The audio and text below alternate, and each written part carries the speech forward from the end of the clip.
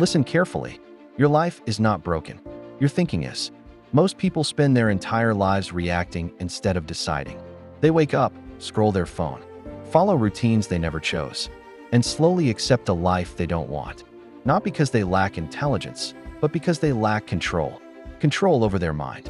Control over their focus. Control over their time. Money does not create success. Mindset does. Money simply follows the person who knows how to think clearly under pressure. If your mind is weak, money will disappear. If your mind is strong, money will stay and grow. Discipline is not punishment. Discipline is self-respect.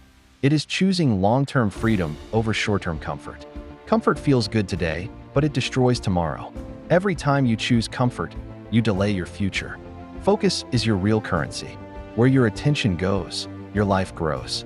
A distracted mind creates a distracted life. Successful people are not busier than you. They are more focused than you. You don't need motivation every day. Motivation fades. What you need is routine. Routine builds discipline.